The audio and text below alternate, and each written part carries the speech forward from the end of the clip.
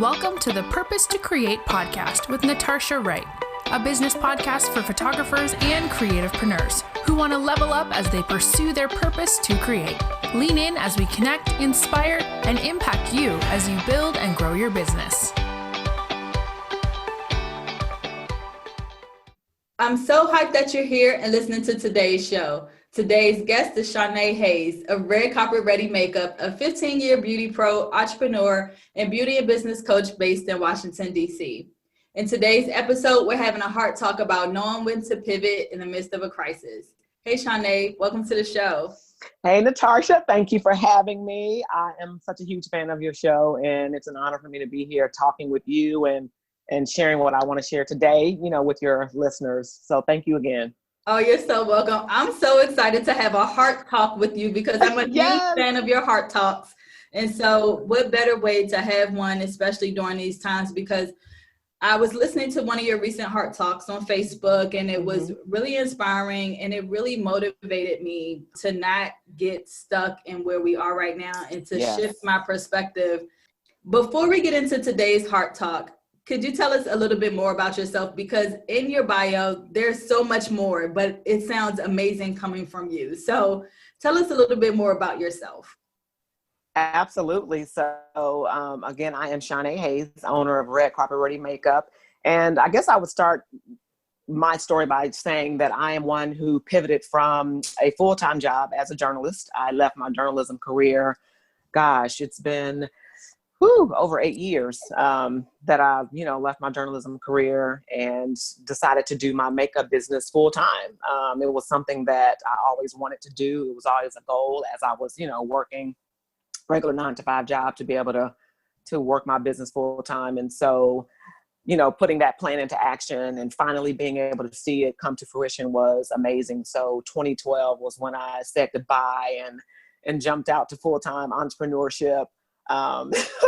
And it's been quite the journey, since then, since leaving that and then just realizing that my bread and butter now comes through the work that I do through my business. So I've been a makeup artist. I've been a makeup artist for over 15 years. But when I think about just in terms of being full-time entrepreneurship, that has been 8 years.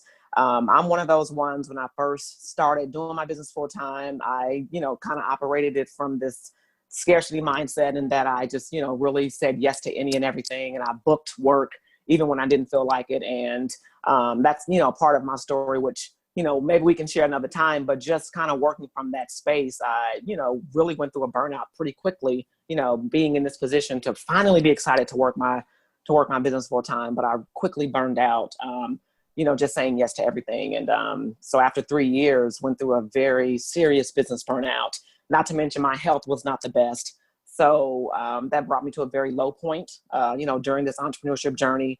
And it took me a while to come out of that. But, just kind of recognizing that I needed to change the way that I was running my business and the way that I needed to do things. It was very crystal clear that I needed to think about this entrepreneurship, running this business differently.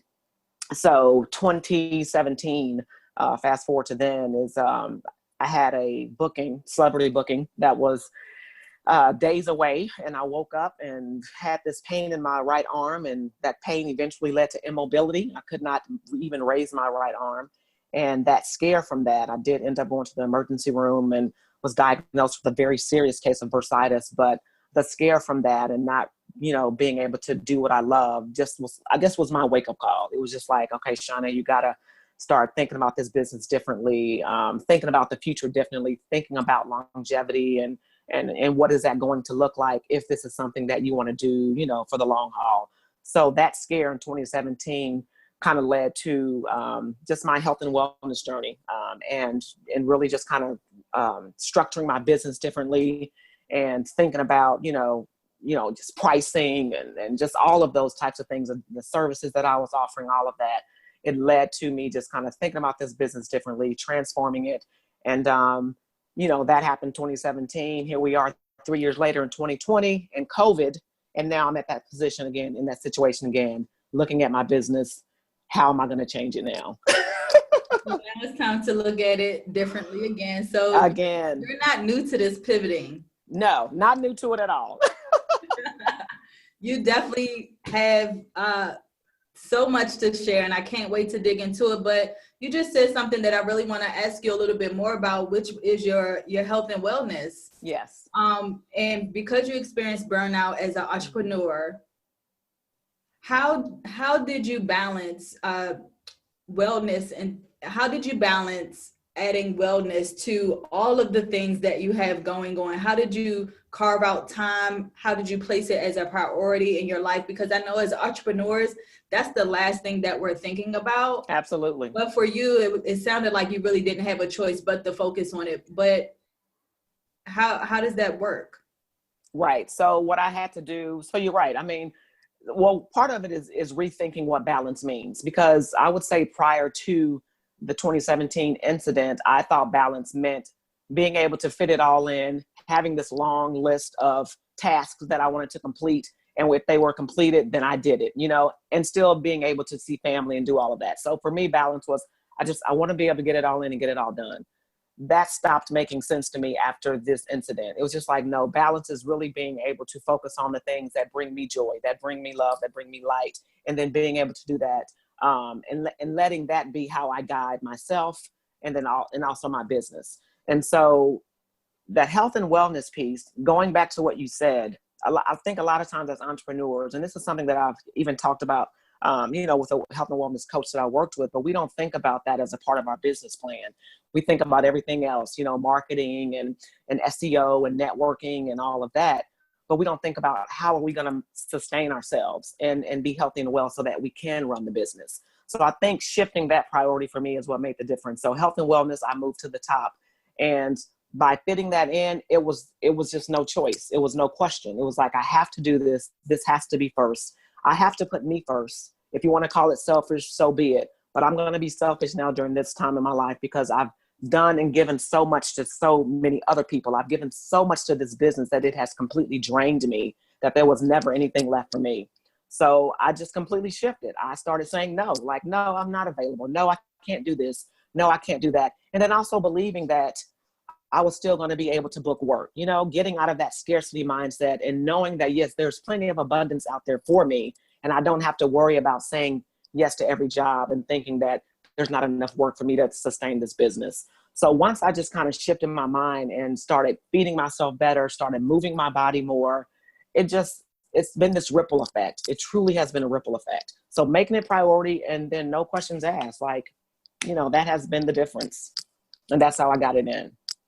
You know, you said something that is really valuable, because a lot of times as entrepreneurs, we pour so much into other people that we don't give that same energy back to ourselves. And if we don't, then we're not going to be able to serve our clients the way they need to be served, because I don't understand where the scarcity mindset came from either, for entrepreneurs, because what are we in a rush to get to?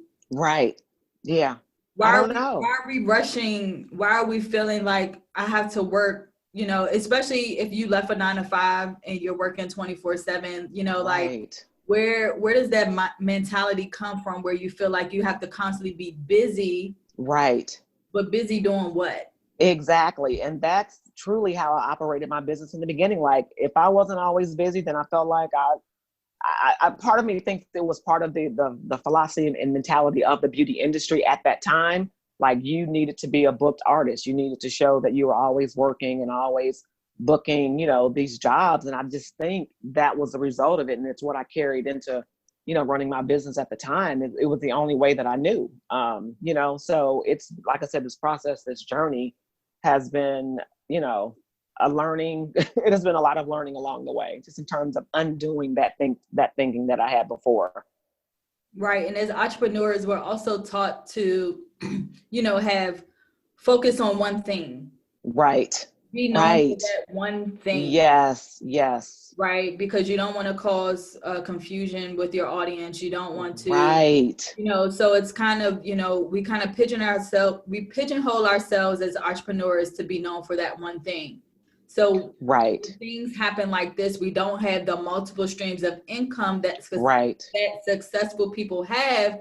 You know, what is it? You should have at least 7 streams of income. if you're going to be a successful entrepreneur, but as, you know, small business owners, when we do have a business, we focus on that one thing. Yes. We focus on that one thing. And so I want to jump into that today for our conversation, because we are in the middle of COVID-19 pandemic, and your business has significantly been impacted by this. And I want to get your experience on that, and how is it causing you to think differently? You know, have you thought about now having a crisis strategy plan in place just to secure you for if something like this, or, you know, whatever catastrophic event happens? So that way you're not solely reliant on that one way that you provide a service to your client. Absolutely. Yes. COVID has, I think COVID has definitely been a wake-up call for, you know, small business owners, especially service-based businesses such as myself. You know, like I said recently, you know, I'm a makeup artist who is now being forced to, you know, practice social distancing precautions when my business is about the human touch. You know, I see my clients in person. I service in person. I'm doing makeup in person. And that has been the way, you know, that has, you know, fed my business. That is my main income stream. And now that I cannot do makeup on my clients, now that I cannot do, you know, in-person makeup lessons now, and, you know, group classes, now that I can't physically see, you know, my clients, that income stream is non-existent. My main income stream is non-existent. So that in itself has been like jolting. It has been very jolting, because I'm like, it's crazy, because last year I was telling myself, I have to get something in place, because if I should not be able to physically do makeup ever, how is my business going to survive? So these are conversations that I was already having with myself. There were things that I was already putting in place for 2020, because this is a reality. If I'm ever injured or if I'm ever hurt, how does my business survive if I can't physically do makeup? And so this thinking was already there. So what COVID has done, it's just like made a reality, like, whoa, this is happening. You can't physically do makeup. So now what are you going to do? So I've had to completely rethink strategies that work for my business in isolation, basically. Right, exactly. And then you also do makeup for TV too, right? Yes, I do makeup for television. My business is very event based. And so any events that, you know, conferences, red carpet events, I've done work with like the Kennedy Center, the different award shows, all of these things that, you know, have been a main source of income have just completely dried up. And it's, you know, like I said, it's non-existent. So yeah, I've been forced with a situation that I never thought I would, you know, realize, but I'm now living through it and going through it. And what are some ways that you're rethinking doing business differently now? Right. So, you know, going back to what you're saying as far as a crisis strategy, it's interesting because I was reading an article, maybe a couple of days ago, that said only like 43% of small businesses plan for a crisis situation. And I just think that number is very low, you know, considering. So for me, I would say that there are like two main steps to the crisis strategy that I'm now putting in place. The first step was communication, first of all. I had to kind of let my clients know, you know, since COVID happened, that my business is still operational. You know, I'm not completely shut down. Yes, I can't service you physically, but it is still operational, which I'll definitely get into more of the virtual things. But then also the method of communication that was, you know, has been through email, but then also social media posts as well. And then posting information on my website just to kind of let them know that I'm still here, still functioning. And then also doing like, you know, client check-ins to let them know, to not only check on the client, but then also to let them know that once things get back to normal, I'll be here ready to pick up, you know, where we left off. So that has been really key. I just think that as business owners, if this should happen again, get ahead of it in terms of letting your clients know, we see the situation, we see what's going on, this is how we're handling things, even so much as cancellations and postponements, which I had to kind of get ahead of and say, this is how I'm handling all of that. So the communication has been a big key part of my crisis strategy. And then the second part, which I know we'll talk about a lot, is having a plan B. What is it that will keep the business running should you not be able to physically open, or in my case, physically do makeup? And so that's where I've been coming up with all types of virtual services and offerings to generate income.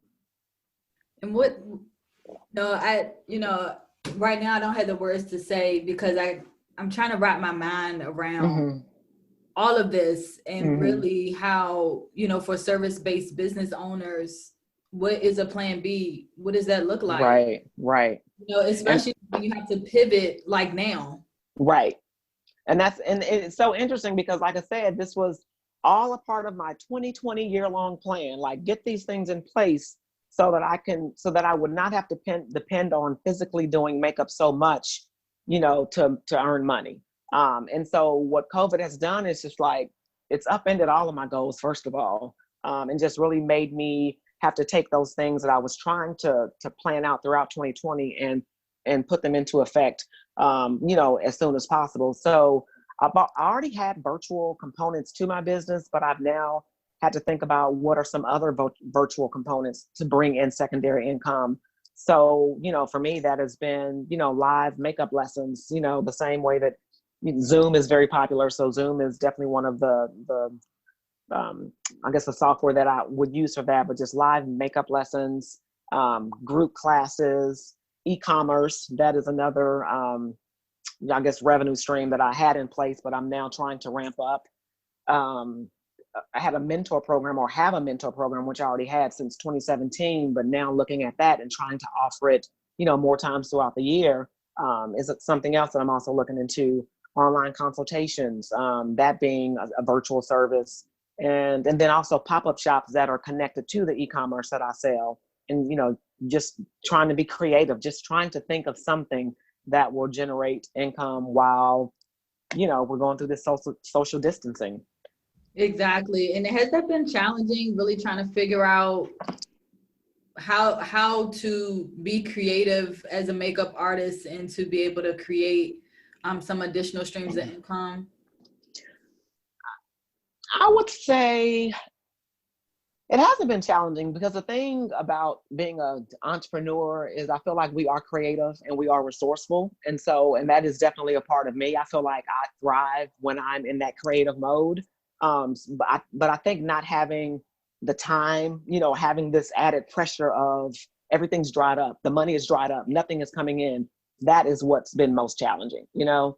But in terms of creating, it's kind of what I do and it's what I love. And I definitely think it feeds me. So that part hasn't been great. It's actually been kind of fun.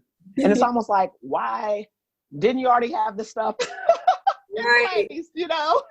Exactly. It's literally the last thing we're thinking about. We're not right. Our health and our mental wellness, and we're not thinking about a plan B. Yes, we're not. So we talked a little bit about a crisis strategy and ways you're thinking about having a more secondary income. But now I want to dig a little bit deeper into what are some ways that you plan to pivot so you can have more financial stability moving forward? That's a really good question. And, you know, I keep going back to just, you know, the goals I had set for 2020, because that was one of the main goals. I just really wanted to transition my business or position it to where I had was not so dependent upon me physically doing makeup. And so one of the things I've been thinking about more is leveraging my background. So I am a former journalist. I do have a journalism degree. I do still love to write. I love to edit. And so that's one of the things that I'm looking into, just, you know, getting back into, I should say, because I was a journalist for 12 years. Not counting school and all of that. So one of the things I'm, you know, looking into doing is just picking back up the writing and the editing, and actually was presented with an opportunity about a week ago during this whole situation to be a part of an amazing project where I would be doing just that, writing and editing, and it would be consistent paid That's work. so awesome. So I'm super excited about that. And I kind of think it's a sign, so to speak, like, yes, let's look at some of the things from your background that you can pull from that could be used to, you know, have more consistent income, you know, because as a makeup artist, as someone, you know, who, you know, your bookings or when you get paid, it can be scary in terms of, okay, well, how booked am I this month, or how booked am I going to be next month? And so, you know, I'm just kind of looking at other ways that will bring me more security in terms of income that comes in. So that's something that I'm super excited about.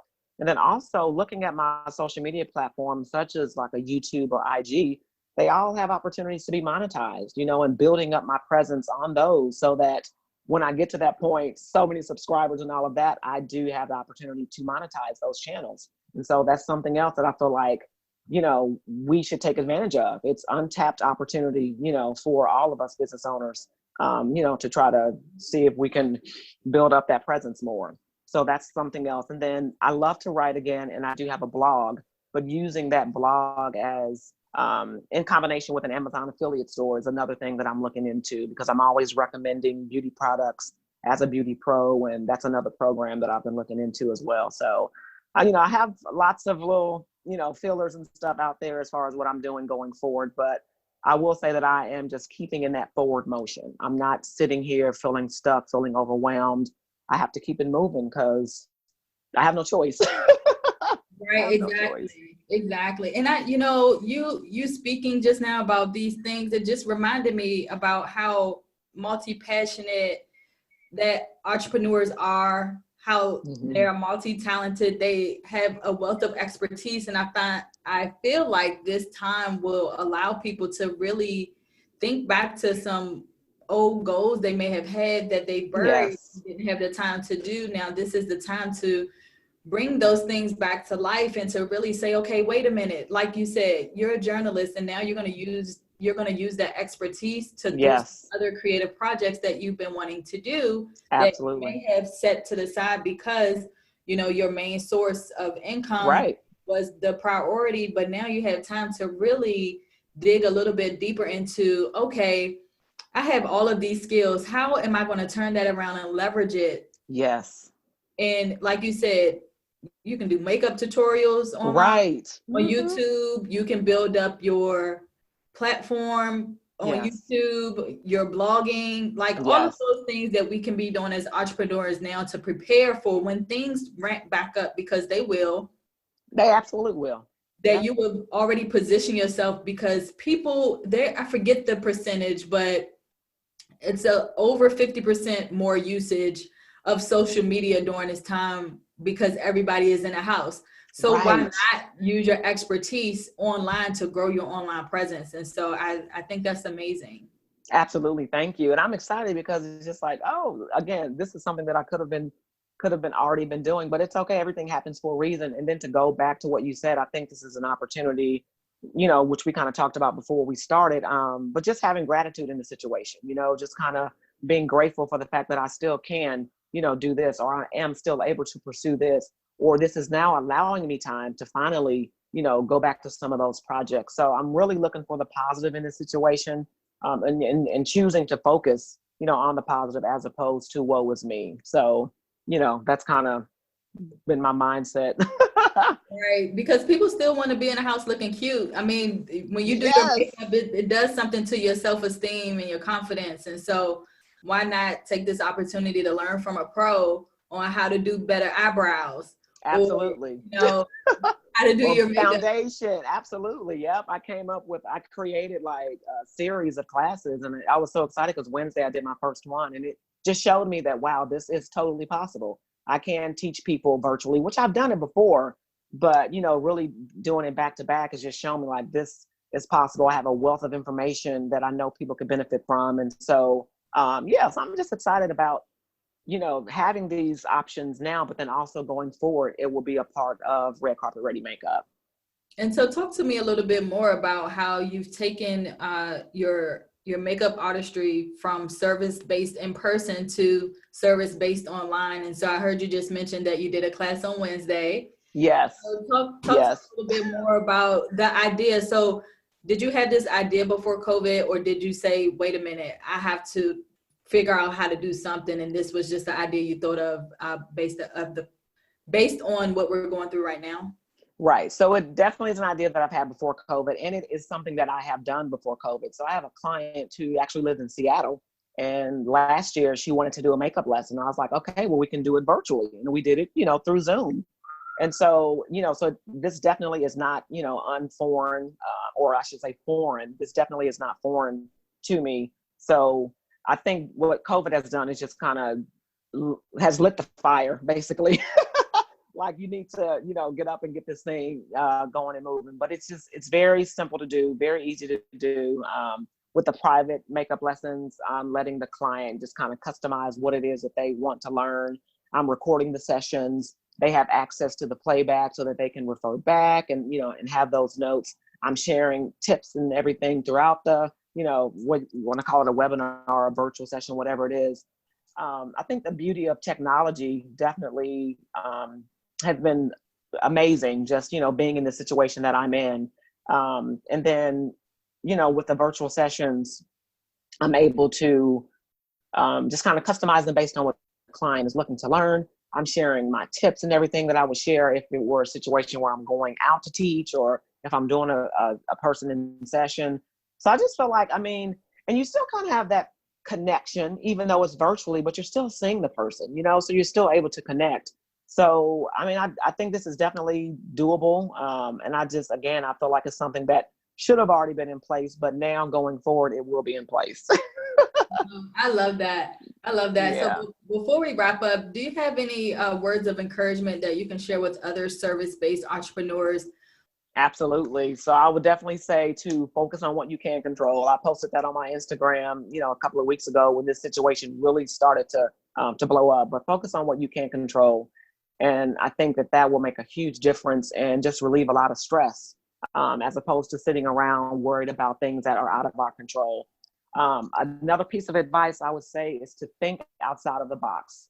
Don't be afraid to try something new. I feel like we're all in that situation where going forward, we have to rethink how we're running our business.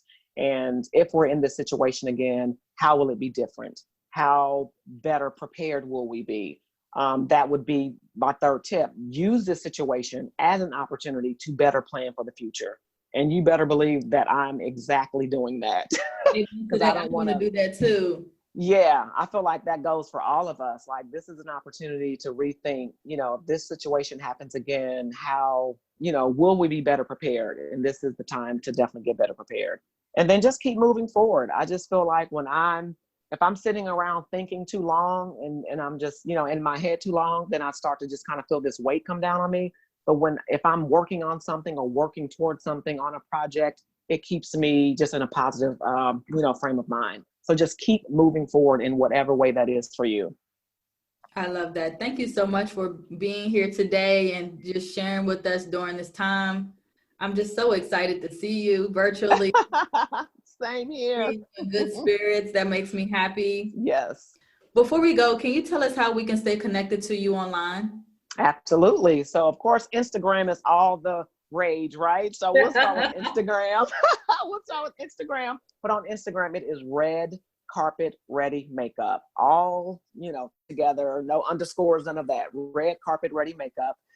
My website is redcarpetreadymakeup.com.